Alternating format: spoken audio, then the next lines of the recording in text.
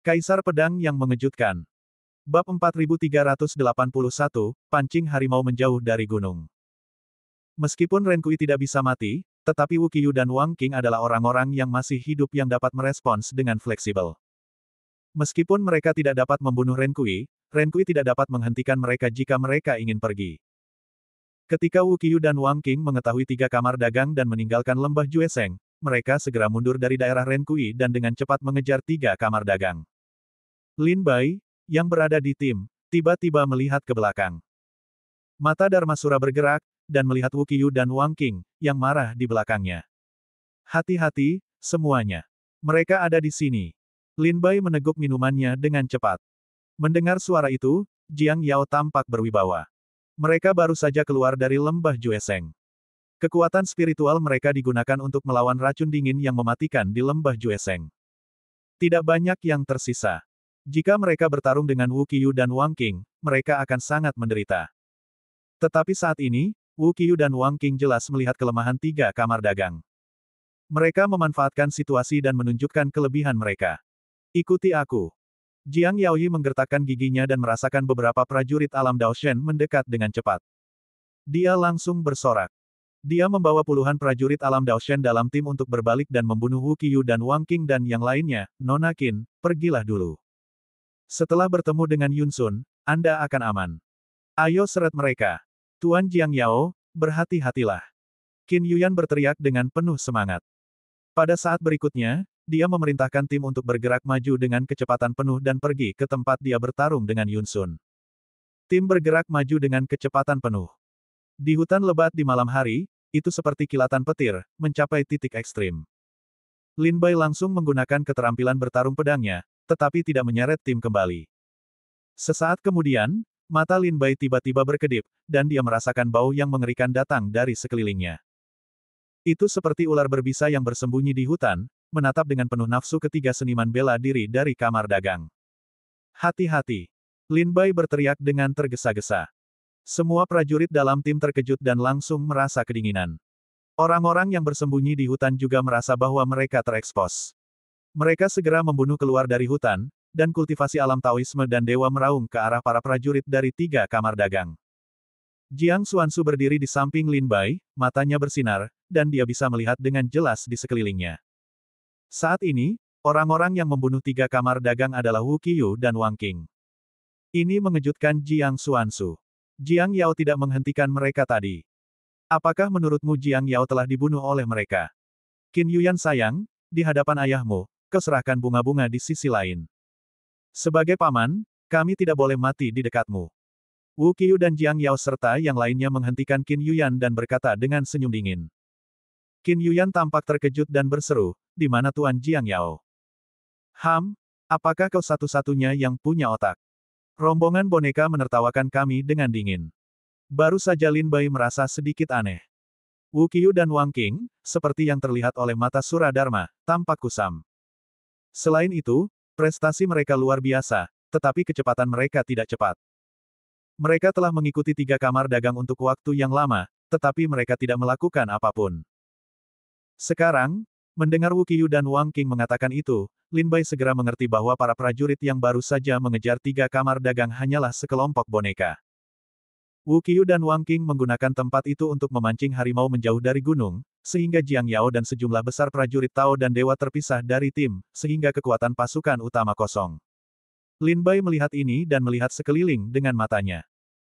Di antara 3 kamar dagang, hanya Qin Yuyan, Qin Su, Chen Lao, Fang Gang, Jiang Xuanzu dan 2 lainnya yang kuat di ranah Tao dan dewa, sementara Wu Qiyu dan Wang Qing memiliki 12 Taois kuat, jauh lebih kuat daripada 3 kamar dagang. Jika Anda memulai nanti, 3 kamar dagang pasti akan menderita kerugian besar. Saat ini, Jiang Yao dibawa pergi oleh teknik boneka, dan Yun Sun dan yang lainnya masih datang ke putaran dengan kecepatan penuh. Butuh setidaknya setengah jam untuk bertemu Qin Yuyan. Dalam setengah jam ini, sudah cukup bagi Wu Qiyu dan yang lainnya untuk membunuh orang-orang bersenjata di 3 klub bisnis di sini.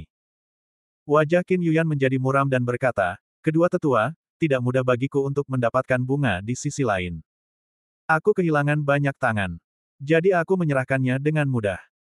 Aku tidak hanya kembali ke paviliun Qin dan tidak dapat menjelaskannya, tetapi juga aku minta maaf karena begitu banyak seniman bela diri bekerja untukku. Wang Qing Lengham, tahu kau tidak akan menyerahkannya dengan mudah, jadi, kita hanya bisa mengambilnya sendiri. Jangan bicara omong kosong. Gadis kecil itu mengulur waktu. Mereka sedang menunggu bantuan orang kuat lainnya. Mari kita buat keputusan cepat. Jangan beri mereka kesempatan untuk bernapas. Wang Qing mengerahkan kekuatan senjata, kekuatan yang kuat menyebar, seperti gunung yang menyapu ke segala arah. Nona, mundur. Tuan Chen dengan cepat menarik Qin Yuyan kembali dan berdiri untuk menahan tamparan Wang Qing. Namun, dia dipukuli oleh Wang Qing dan memuntahkan darah. Wang Qing mencibir dan berkata, "Orang tua, kau bisa menahan tinjuku dengan tulangmu." Nona pelindung. Nona pelindung Tuan Chen berteriak dengan suara keras. Semua Taois di alam Tao bangkit dan terjerat dengan Wu Qiyu dan Wang Qing. Para prajurit Taoxian dan Daozun lainnya pergi dari sini untuk melindungi Qin Yuyan. Tidak semudah itu untuk pergi. Bagaimana Wu Qiyu dan Wang Qing bisa membuat 3 kamar dagang berhasil? Seketika, kedua pria itu bergandengan tangan untuk membuat lubang dalam pengepungan dan penindasan beberapa prajurit Tao dan alam dewa dan membunuh Qin Yuyan. Di depan seni bela diri alam dewa Dao, sekelompok Master Daozun Daoxian yang melindungi Qin Yuyan dengan mudah dibunuh seolah-olah mereka adalah kertas yang ditempel. Ketika Wu Qiyu dan Wang Qing hendak membunuh Qin Yuyan, tiba-tiba, bayangan cantik muncul di depan Qin Yuyan, dengan kerudung di wajahnya, dan matanya dingin dan dingin. Napas Jiang Xuanzu melonjak liar, dan ada kekuatan yang luar biasa di sekelilingnya. Dia mengangkat tangannya dan menyerang Wu Qiyu dan Wang Qing langsung kembali. Terima kasih, saudari seperguruan Jiang. Qin Yuyan, gemetar, mengucapkan terima kasih kepada Jiang Xuanzu. Tanpa berkata apa-apa, Jiang Xuanzu bergegas maju, mengepalkan tinjunya dengan 5 jari. Aku tidak menyangka ada seorang master. Dengan bantuan tinju Wu Xuanzu, mereka merasa tidak terkejut dengan 2 tinju Jiang. Ini tidak dapat dicapai oleh seni bela diri manapun di ranah Tao dan Dewa. Melihat pembunuhan Jiang Xuanzu, Wu Qiyu dan Wang Qing saling memandang. Sekarang mereka tidak punya jalan kembali, hanya satu perang. Mantra itu. Wu Qiyu dan Wang Qing menggertakkan gigi mereka dan menggunakan kekuatan sihir mereka untuk bertarung dengan Jiang Xuanzu. Di hutan yang gelap, udara ungu tiba-tiba muncul, menutupi hutan. Pada saat berikutnya, udara ungu mengembun menjadi sidik jari yang sangat besar dan tak tertandingi, yang jatuh dari langit dan menekan ke dalam hutan. 3 segel dari timur. Roh ungu datang dari timur. Wu Qiyu dan Wang Qing tercengang. Ia segera mengenali asal-muasal kekuatan sihir dan Taoisme. Ia gemetar ketakutan. Tanpa berkata apa-apa, ia berbalik dan lari serta segera meninggalkan tempat itu. Ketika sidik jari ungu besar itu jatuh, langit dan bumi akan bergolak, gunung-gunung dan hutan-hutan akan runtuh, dan suara bumi berguncang dan gunung-gunung berguncang akan menyebar ke seluruh negeri. Bab 4382 Evakuasi Suradojo. Jiang Xuanzu menggunakan 3 segel dari timur untuk menakut-nakuti Wu Qiyu dan Wang Qing. Pada saat yang sama, Yun Sun menunggu lama di tempat ronde, tetapi tidak melihat Qin Yuyan dan yang lainnya. Dia mendengar suara keras di hutan, jadi dia mengambil tangannya untuk menyelidiki. Jiang Xuanzu membunuh Wu Qiyu dan Wang Qing dan melarikan diri. Ya Tuhan, itu tamparan yang mengerikan. Ada seorang prajurit di alam Taoisme dan Dewa, gemetar di sekujur tubuhnya, dan berkata dengan ketakutan di matanya. Sepertinya Sekte Iblis Abadi datang dari timur. Rahasia leluhur kita tidak diturunkan. 3 segel datang dari timur. Yun Sun mengerutkan kening dan berkata, hanya saja ketika leluhur Donglai memasuki Gua Xianfo dan menutup jalan hidup dan mati, dia tidak menerima murid. Jadi, 3 segel dari Donglai tidak mengajar siapapun. Bagaimana dia belajar darinya? Bagaimana jika pria ini tinggal di gua? Bagaimana jika dia mengikuti leluhur Gua Xianfo sepanjang waktu? Tentu saja, dia mungkin belajar dari 3 segel. Seorang pejuang di alam Taoisme dan Dewa berkata, Saudara Yun Sun, jangan lupa bahwa Nona Qin tidak menyebutkan namanya ketika dia memperkenalkannya, tetapi hanya mengatakan nama belakangnya. Jiang. Pupil mata Yun Sun mengecil, apakah itu dia? Sepertinya jika tidak ada kecelakaan, putri ini akan menjadi orang suci sezaman dari Sekte Iblis Abadi, Jiang Xuanzu. Aku tidak menyangka bahwa Nona Qin memiliki hubungan pribadi yang begitu baik dengan orang suci itu, dan dia diundang ke sini. Setelah beberapa saat terkejut, Yun Sun membawa semua orang ke tempat pertempuran. Dia segera menemukan Lin Bai dan Qin Yuyan dan bergegas pergi. Nona Qin, apakah Anda baik-baik saja? Qin Yuyan tampak pucat. Melihat Yun Sun bergegas menyelamatkan dengan orang-orang kuat, dia berkata dengan suara dingin, bunuh mereka untukku. Malam ini, di hutan, tidak ada satupun petarung kecuali 3 kamar dagangku yang akan tinggal. Qin Yuyan marah, memerintahkan pembantaian. Yun Sun belum pernah melihat Qin Yuyan terlihat seperti ini sebelumnya. Dia juga ketakutan dan berteriak, memimpin orang-orang ke medan perang. Yun Sun dikelilingi oleh lebih dari selusin prajurit alam Tao. Beberapa dari mereka bergabung ke medan perang, dan Wu Qiyu dan Wang Qing secara bertahap kewalahan. Pada saat yang sama, Jiang Yao juga menyusul boneka-boneka itu. Dia segera mengetahui bahwa dia telah terperangkap dalam konspirasi. Segera, semua orang kuat dari 3 kamar dagang bertempur di hutan ini. Lebih dari 30 prajurit dari alam Tao bertarung dengan seluruh kekuatan mereka, membuat Wu Qiyu dan Wang Qing berantakan. Wu Qiuhe dan Wang Qing terluka parah oleh telapak tangan Jiang Xuanzu. Sekarang dia tidak dapat menangkis. Hampir semua prajurit alam Dewa Tao dari keluarga Wu dan keluarga Wang terbunuh di sini. Hanya Wu Qiyu dan Wang Qing yang telah menghabiskan semua kekuatan spiritual mereka. Dia lolos dari bencana dan menghilang di hutan lebat. Jiang Yao dan Yun Sun mengirim orang untuk memburu Wu Qiyu dan Wang Qing selama beberapa waktu, tetapi mereka tidak menemukan jejak Wu Qiyu dan Wang Qing. Kemudian mereka kembali dengan marah, Nona Qin, kecuali Wu Qiyu dan Wang Qing, semua prajurit lainnya telah terbunuh oleh kita. Jika bukan karena Wu Qiyu yang menggunakan jimat pelarian, Wang Qing memiliki senjata ajaib untuk melarikan diri. Bagaimana mereka bisa lolos dari tangan kita? Gerutu Yun Sun sedikit kesal. Karena kita tidak bersekutu dengan hutan putih lainnya, kita tidak boleh meninggalkan tempat kejadian secepat mungkin. Qin Yuyan kembali kepada Tuhan dan berkata, adik King Luo benar. Dia meninggalkan kuil Tao Sura bersama timnya dan kembali ke Sekte Iblis Abadi. Yun Sun dan Jiang Yao segera memanggil para prajurit yang masih hidup di sekitar mereka. Tanpa istirahat, mereka segera keluar dari kuil Tao Sura. Dalam perjalanan, Qin Yuyan jelas tertekan. Dia melihat sekeliling dari waktu ke waktu dan menemukan bahwa hanya lebih dari 50 orang dalam tim yang mengikutinya kembali. Namun, sebagian besar orang yang ingin bergabung dengan kuil Tao Wu hanya mereka yang harus bergabung dengan seni bela diri. Mati dalam perkelahian, atau mati di lembah Jueseng. Qin Yuyan tidak bisa menahan diri untuk tidak mendesah. Di masa lalu, dia mengumpulkan harta karun dari seluruh dunia di Paviliun Qin. Banyak orang mengklaim bahwa harta karun mereka dibawa keluar dari situasi putus asa oleh kehidupan mereka yang sekarat. Saat itu, Qin Yuyan tidak menganggapnya serius. Mereka hanya berpikir bahwa mereka ingin membeli yang bernilai bagus. Namun sekarang, tampaknya hanya dalam situasi putus asa kita dapat melihat harta karun yang sesungguhnya harta karunku. Meninggalkan lembah Jueseng, ketika kerumunan berjalan melalui alun-alun gerbang Siuluozong, Lin Bai sengaja melihat kembali ke prasasti batu. Menurut kata-kata Ying Qiyu, prasasti batu ini luar biasa, dan bahan pemurniannya sangat berharga. Ada juga beberapa generasi Master Sura yang telah bertanggung jawab atas praktik keagamaan. Prasasti batu di gerbang gunung sudah menjadi harta karun yang kuat. Namun, sangat disayangkan bahwa praktik Lin Bai saat ini membuatnya sulit untuk mengambil prasasti batu. Dia mengikuti tim melalui alun-alun, dan Yun Sun memimpin jalan di depan. Kerumunan melewati area sutra laba-laba dan serangga penghisap darah dan kembali ke tepi kuil Tao Sura. Setelah mengeluarkan perintah giok, mereka membuka susunan dan melarikan diri dari kuil Tao Sura. Setelah meninggalkan kuil Sura Tao, Qin Yuyan mengeluarkan King Lingzu dan langsung menuju Sekte Iblis Abadi. Setengah bulan kemudian, Qin Gelingzu dijemput di luar kota Kilin oleh para prajurit Paviliun Qin, dan perlahan memasuki kota Kilin. Kalian dapat kembali untuk menyembuhkan luka-luka kalian terlebih dahulu. Saya akan mengatur agar orang-orang Qin Gewu mengirim mereka ke rumah kalian. Tentu saja, jika kalian menyelamatkan komisi ini, kalian dapat menunggu di sini sebentar, dan saya akan mengatur seseorang untuk segera menyelesaikan komisi untuk kalian. Setelah kembali ke Paviliun Qin, Qin Yuyan mengepalkan tinjunya dan berkata kepada orang banyak, terima kasih atas bantuan kalian. Saya mengingatnya di hati saya. Lin Bai tidak menunggu komisi di Paviliun Qin, tetapi kembali ke Pondok Pedang Tibet terlebih dahulu. Jiang Xuanzu juga pergi bersama Lin Bai. Ketika dia kembali ke Pondok Pedang Tibet, Lin Bai merasakan bahwa pondok itu dalam kondisi baik dari kejauhan. Jelas, dua orang tua telah menjaga pondok itu. Baik Tuan Lu maupun Liga Hengzu tidak datang untuk membuat masalah.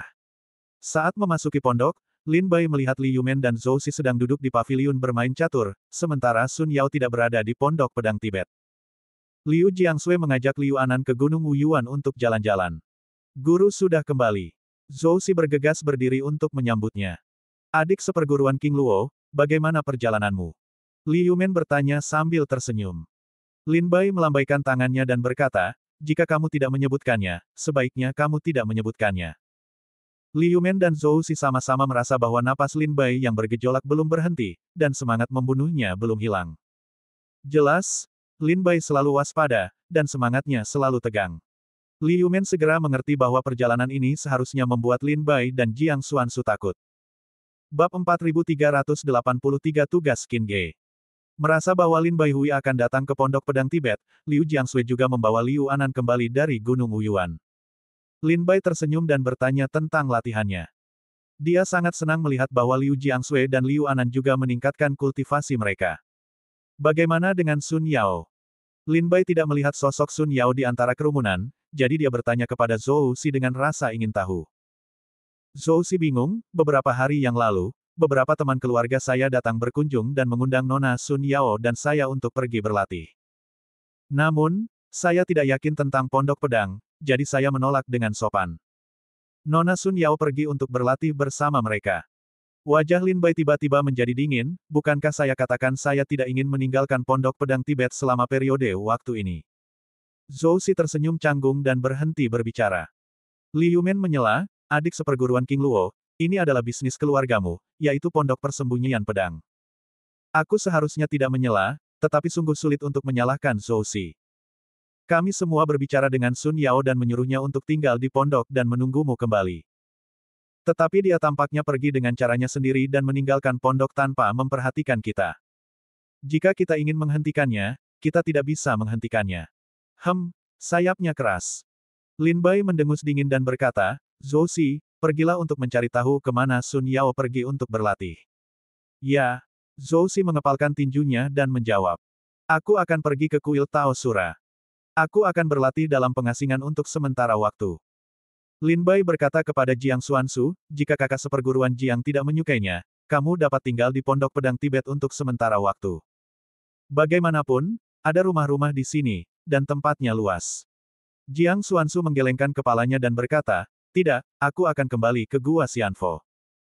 Karena kakak senior Jiang akan kembali ke Gua Xianfo, kakak senior King Luo, bolehkah aku kembali ke Liga Lianzu? Li Yumen telah berada di pondok Changjian selama beberapa bulan. Cederanya telah membaik, tetapi dia benar-benar bosan. Ketika dia mendengar bahwa Jiang Xuansu akan kembali, dia ingin kembali ke Liga Lianzu. Lin Bai melihat ke arah pintu Meiyu dan mengerutkan kening. Li Yumen berkata sambil tersenyum, kakak senior King Luo, kamu tidak perlu khawatir tentangku. Aku telah menderita kerugian dan ditipu sekali, dan aku akan memiliki ingatan yang panjang. Lin Bai menganggukkan kepalanya dan berkata, baiklah, jika kakak senior Li ingin kembali berlatih, kembalilah. Jika kamu menemui masalah, silakan hubungi aku segera. Jiang Xuansu dan Li Yumen pergi dengan tangan terkepal, dan pondok pedang Tibet kembali sunyi. Lin Bai akan pergi ke kediaman untuk berlatih. Zhou Si akan pergi mencari tahu keberadaan Sun Yao. Kakak beradik Liu Jiangshui dan Liu Anan sering berlatih dan bermain di pondok pedang Tibet. 7 hari kemudian, saat Lin Bai pulih ke puncak, kultivasinya semakin mencapai puncak Yipin Daozun, dan dia juga dengan terampil mengendalikan mata Dharmasura. Awalnya, Lin Bai bermaksud untuk terus menutup gerbang, tetapi dibangunkan oleh Zhou Si, guru. Nona Qin Yuyan datang berkunjung dan berkata bahwa dia memiliki masalah penting untuk didiskusikan dengannya. Silakan keluar. Lin Bai membuka matanya dari ruang rahasia, menahan napas, berjalan keluar rumah, melihat Jiang Xuansu berdiri di tepi danau Mun Waching untuk menggoda ikan. Dia berkata sambil tersenyum, kakak senior Qin, apakah kamu akan pergi ke tempat berbahaya lagi? Aku tidak akan pergi. Mungkin aku akan kehilangan nyawaku. Mendengar suara itu, Qin Yuyan berbalik dan berkata, haha, kuil Tao Sura membuatmu takut setengah mati. Yang terpenting adalah aku merasa muda dan ingin hidup beberapa tahun lagi. Lin Bai tersenyum dan mengundang Qin Yuyan untuk datang ke paviliun. Zhou Si menyeduh teh dan mengantarkannya, kakak senior Qin datang ke sini karena ada sesuatu yang penting untuk didiskusikan. Aku tidak tahu apa itu. Qin Yuyan tersenyum dan mengeluarkan tas penyimpanan dari tangannya dan menyerahkannya kepada Lin Bai.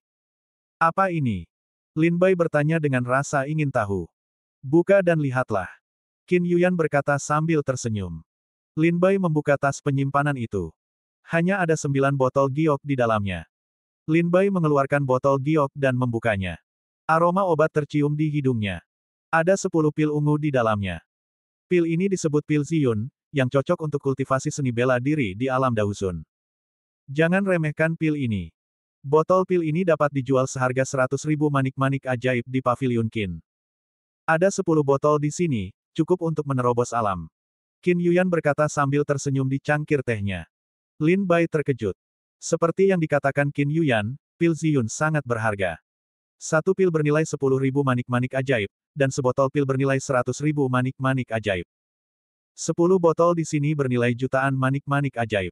Kakak senior Qin, apakah ini untukku? Ini terlalu mahal. Lin Bai bertanya dengan cemberut.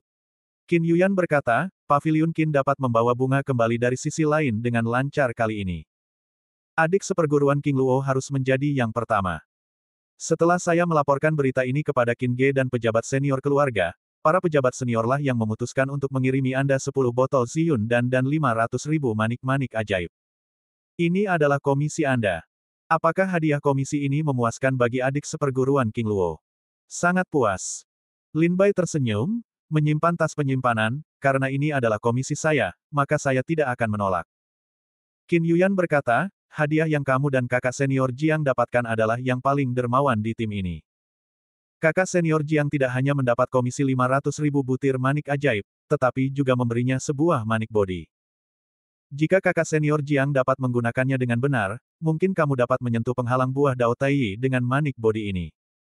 Lin Bai berkata sambil tersenyum, manik body yang sangat berharga, apakah Pavilion Qin ingin mengalahkan kakak senior Jiang? Qin Yuyan melambaikan tangannya dan berkata, kita semua termasuk dalam seni bela diri yang bertanggung jawab atas kam pelatihan. Terobosan kakak senior Jiang dalam kultivasi secara alami akan lebih bermanfaat bagi kita. Begitulah. Lin Bai tahu bahwa Sekte Iblis Abadi tampak tenang di permukaan, tetapi sebenarnya sedang melonjak dalam kegelapan. Limo Jun, pemimpin sekte, telah merasa tidak puas dengan 8 keluarga kuat dan Liga Hengzu di Hengzu. Sekarang dia mengumpulkan kekuatan dan bermaksud untuk memberikan pukulan fatal kepada 8 raksasa. Jika Jiang Xuanzu dapat menerobos Tai Dao Guo saat ini, jelas bahwa Limo Jun akan memiliki banyak kartu truf di tangannya. Saya mendengar bahwa pondok pedang Anda tidak begitu damai. Ada yang bisa saya bantu? Sambil mengobrol, Qin Yuyan bertanya lagi. Bagaimana cara membantu? Lin Bai bertanya sambil tersenyum, bisakah Pavilion Qin membantu saya membasmi aliansi Hengzu untuk menghilangkan masalah di masa mendatang? Atau bisakah Anda membantu saya menangkap Tuan Lu dan menghapus akarnya? Qin Yu menatap Lin Bai dengan mata putih, lupakan saja, kedua orang ini tampaknya tidak mudah untuk memprovokasi peran, hanya bisa membiarkan Anda pergi untuk berinteraksi dengan mereka. Tuan Lu dan Liga Hengzu sangat menginginkan pondok pedang Tibet. Seperti kata pepatah, senjata mudah disembunyikan, tetapi senjata tersembunyi sulit dipertahankan. Anda harus menemukan solusinya. Jika tidak, pondok pedang Tibet akan diselimuti ketakutan siang dan malam, yang tidak kondusif untuk kultivasi Anda. Lin Bai pusing ketika memikirkannya, ya, saya juga khawatir tentang masalah ini. Aku tidak dapat memikirkan cara yang baik untuk sementara waktu. Hal itu terutama dibatasi oleh kultivasiku sendiri. Jika kultivasiku lebih tinggi, mungkin aku tidak akan begitu terikat. Mata Qin Yuyan tiba-tiba menjadi cerah, apakah kamu ingin meningkatkan kultivasimu secepat mungkin? Aku punya ide bagus. Bab 4384, Menara Bintang Kembar Langit dan Bumi. Lin Bai memegang secangkir teh dan menatap senyum di wajah Qin Yuyan. Dia selalu merasa sedikit aneh. Dia berkata dengan waspada, kakak senior Qin, terakhir kali kamu berbicara kepadaku dengan senyum seperti ini, kamu menipuku ke kuil Tao Sura dan hampir membunuhku. Ide buruk apa yang ingin kamu buat kali ini? Qin Yuyan segera tersenyum kaku, melengkungkan bibirnya dan berkata, niat baik untukmu. Kamu tidak berterima kasih, itu lupa, ketika kakak senior tidak mengatakan, pergi, tidak perlu mengirim. Setelah itu, Qin Yuyan pura-pura marah dan ingin meninggalkan pondok pedang Tibet. Lin Bai bangkit dengan cepat sambil tersenyum pahit, oh, kakak senior, aku bercanda. Ini salah adik junior. Tolong tunjukkan jalannya. Setelah dinasihati kembali oleh Lin Bai, Qin Yuyan duduk di pavilion dan berkata dengan sungguh-sungguh, kakak seniorku tumbuh di Sekte Iblis Abadi sejak kecil, dan tahu semua sumber daya di Sekte Iblis Abadi seperti telapak tangan. Kakak seniorku bersedia mengungkapkan beberapa tempat suci untuk berlatih di Sekte Iblis Abadi. Apakah kamu tidak senang?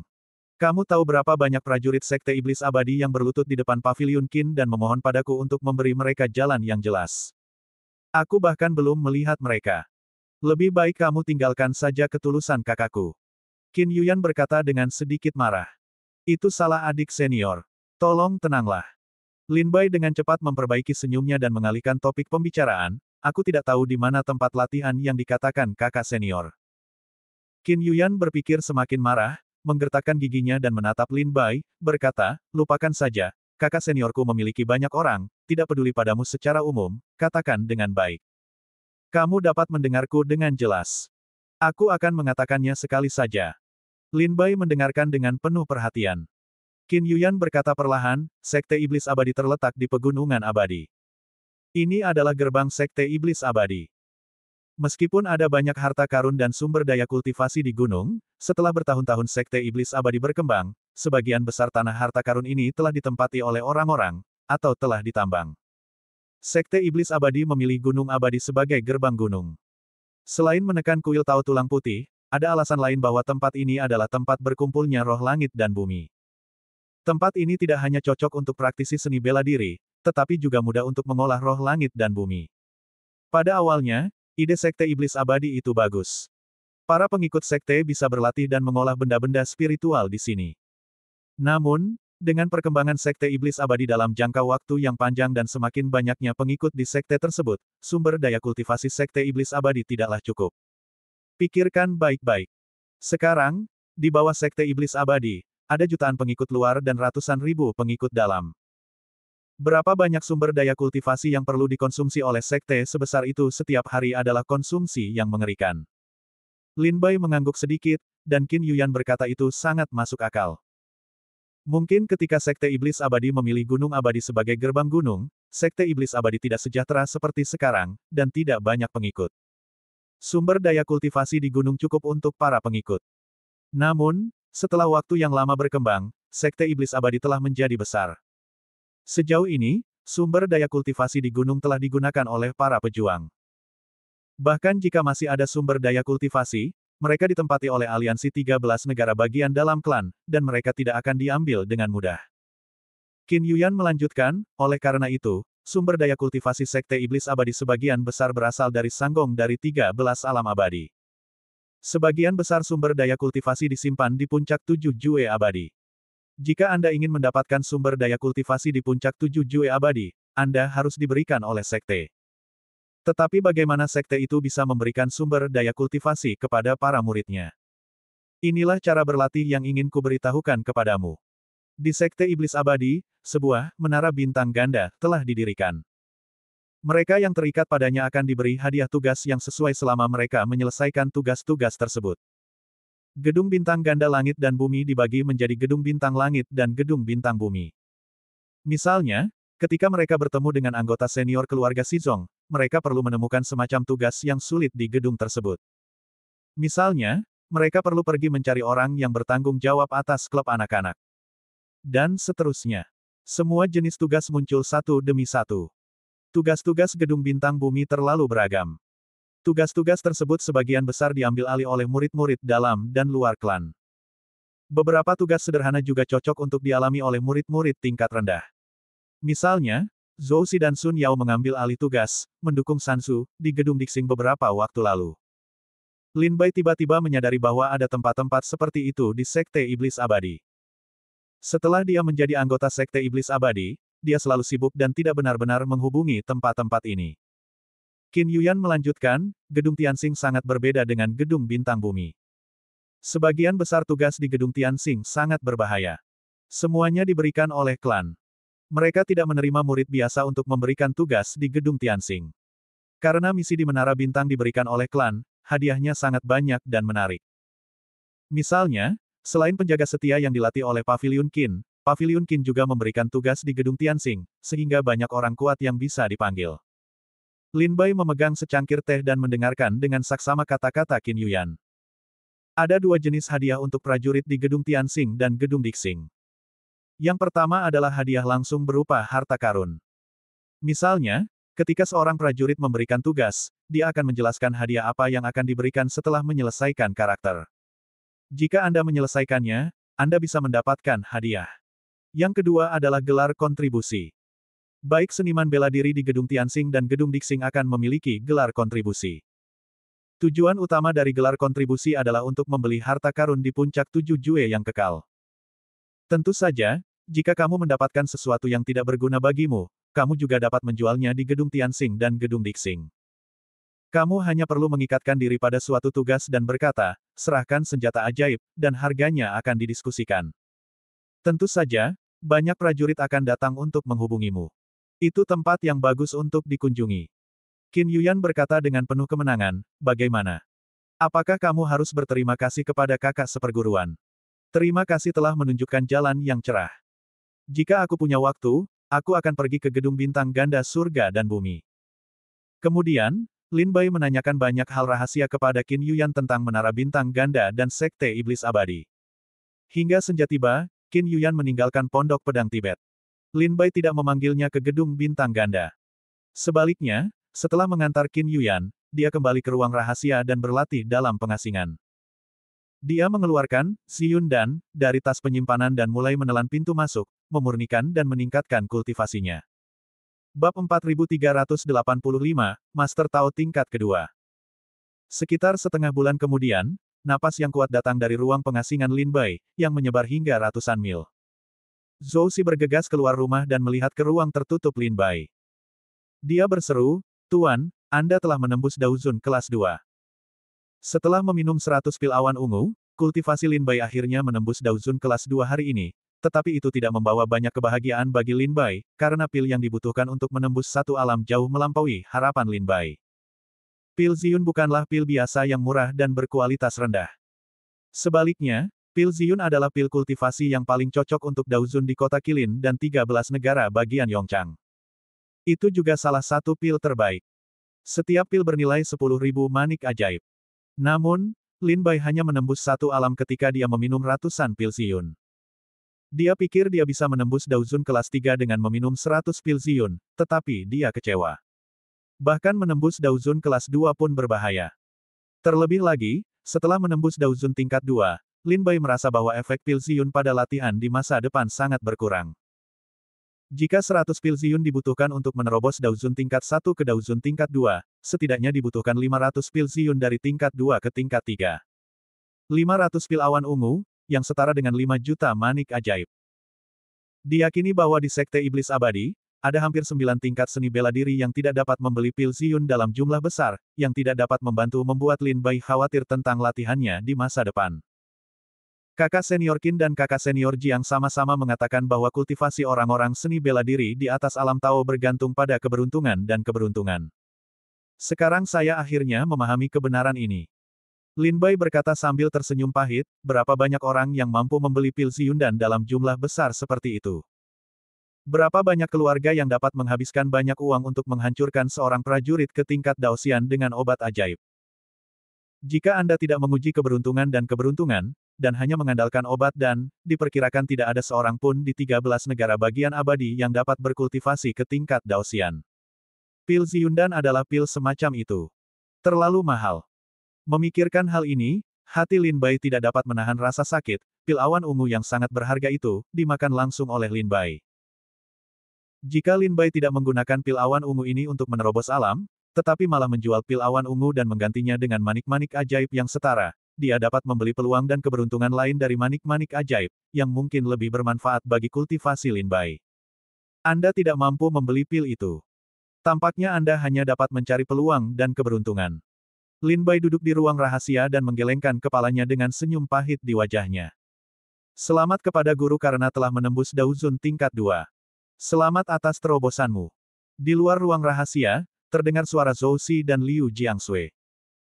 Setelah menyelesaikan pekerjaannya, Lin Bai keluar dari ruang rahasia dan berkata dengan senyum masam, jika bukan karena kakak senior Qin yang mengirim 100 pil awan ungu, aku tidak akan bisa menembus Daozun tingkat 2 secepat ini. Pil Ziyun, pil ini sangat berharga. Zhou Xi mendengarnya dan berseru. Lin Bai melambaikan tangannya, menggelengkan kepalanya, dan berkata dengan senyum pahit, meskipun mahal, tetapi efeknya tetap bagus. Ngomong-ngomong, apakah Sun Yao sudah kembali? Lin Bai bertanya lagi kepada Zhou Xi. Zhou Xi, dengan senyum malu, berkata, aku sudah keluar untuk menanyakan tentang Sun Yao, dan aku juga telah mengunjungi beberapa rumah teman, tetapi mereka tidak tahu kemana Sun Yao pergi. Lin Bai menggelengkan kepalanya dan berkata, Sun Yao, dia masih berpikir, dan dia tidak terlalu terlibat dengan dunia. Aku khawatir dia akan menderita kerugian. Apalagi sekarang Pondok Pedang Tibet dikelilingi oleh musuh. Aku tidak tahu berapa banyak orang yang ingin melihat para prajurit Pondok Pedang Tibet mati di luar. Carilah dia lebih banyak lagi. Zhou Xi mengepalkan tinjunya dan berkata, ya, aku akan menemukan Nona Sun Yao sesegera mungkin. Lin Bai berkata, jangan biarkan latihanmu tertinggal. Zhou Xi, kamu sudah berkultivasi di alam Dao 9 alam. Apakah kamu akan menerobos Dao Zun? Zhou Xi berkata, aku sedang bersiap untuk menerobos Dao Zun. Lin Bai mengangkat tangannya dari kantong penyimpanan, mengeluarkan 10 tetes susu roh 10.000 tahun dan memberikannya kepada Zhou Xi. 10 tetes susu roh 10.000 tahun ini sudah cukup bagimu untuk menerobos Dao Zun dan menjadi baik dalam hidup dan berlatih. Terima kasih banyak atas kebaikanmu. Zhou Xi mengambil botol giok berisi susu jiwa 10.000 tahun dan berkata dengan gembira. Aku baru saja menerobos, dan butuh waktu untuk menstabilkan keadaan, jadi aku pergi untuk menutup pintu. Setelah itu, Lin Bai kembali ke ruang rahasia. Zhou Xi sangat gembira dengan susu 10.000 tahun. Selamat, Paman Xi, kamu mendapat hadiah yang luar biasa dari suamimu. Semoga berhasil menembus Dao Zun. Liu Jiangshui mengucapkan selamat sambil tersenyum. Selama periode ini, Zhou Xi menjadi akrab dengan saudari-saudari Liu Jiangshui dan mengobrol satu sama lain pada hari kerja. Setiap kali dia berbicara tentang latihan, Zhou Xi menggelengkan kepalanya dan mendesah. Liu Jiangshui tahu bahwa Zhou Xi telah terperangkap di alam Tao Jiuji untuk waktu yang lama, tetapi dia khawatir bahwa dia belum membuat terobosan dalam sumber daya kultivasinya. Sekarang setelah dia menerima susu roh 10.000 tahun yang diberikan oleh Lin Bai, Zhou Xi berhasil menerobos Dao Zun. Haha, terima kasih banyak, gadis salju Liu Jiang. Zhou Xi mengepalkan tangannya dan berkata dengan penuh rasa terima kasih, dalam hal ini, saya juga akan bersiap untuk pergi ke pintu tertutup. Selama masa penutupan ini, tolong jaga baik-baik Pondok Pedang Tibet. Jika ada perubahan, silakan datang dan beritahu saya segera. Liu Jiangshui mengangguk dan tertawa, jangan khawatir. Lin Bai dan Zhou Xi menutup satu demi satu. Wajah Liu Jiangshui sedikit melankolis. Dia telah berada di Pondok Pedang Tibet selama beberapa waktu, tetapi dia belum sepenuhnya memasuki kondisi latihan. Pertama-tama, itu karena nama Liu Jiangshui di Pondok Pedang Tibet tidak benar. Liu Jiangshui dan Liu Anan bersaudara dibawa kembali ke Pondok Pedang oleh Lin Bai, dan mereka tidak terdaftar di Sekte Iblis Abadi. Menurut aturan, mereka bukanlah murid Sekte Iblis Abadi, mereka hanya dapat dianggap sebagai pinjaman dari Sekte Iblis Abadi. Tanpa persetujuan dari Sekte Iblis Abadi, adalah dosa besar sekte untuk berlatih di gerbang Sekte Iblis Abadi. Jadi selama ini, agar tidak menimbulkan masalah bagi Lin Bai, Liu Jiangshui harus membawa Liu Anan bermain di Pondok Pedang Tibet, tidak dapat berlatih. Alasan kedua adalah bahwa Li Mojun, pemimpin sekolah, belum kembali dari Sanzu dan tidak dapat memberikan Liu Jiangshui dan Liu Anan status murid, jadi mereka harus menunggu dengan sabar. 5 hari kemudian, ketika Lin Bai dan Zhou Xi tutup satu demi satu, Pondok Pedang Tibet untuk sementara kosong. Pada malam itu, sekelompok orang diam-diam menyelinap ke Pondok Pedang Tibet, tetapi mereka tidak datang ke pondok, tetapi ke selatan Gunung Wuyuan. Prestasi mereka tidak terduga dan kekuatan mereka luar biasa. Mereka sama sekali menghindari persepsi Lu Yuanshan dan Liu Jiangshui. Sepanjang jalan ke selatan Gunung Wuyuan, mereka tiba di sebuah gua dengan api yang menyala-nyala. Ini adalah salah satu tanah harta karun di Pondok Pedang Tibet, area api 18 lapis. Orang-orang itu saling memandang, mengeluarkan harta karun tahan api yang telah disiapkan dari tas penyimpanan, dan terjun ke area api 18 lapis, dan terbang langsung ke dalam. Apakah ini area api Pondok Pedang Tibet? Tapi itu benar-benar kuat. Kalau tidak, kita tidak akan berani melangkah ke dalamnya kecuali aliansi memberi kita harta karun untuk menghindari api. Salah satu kelompok berbisik.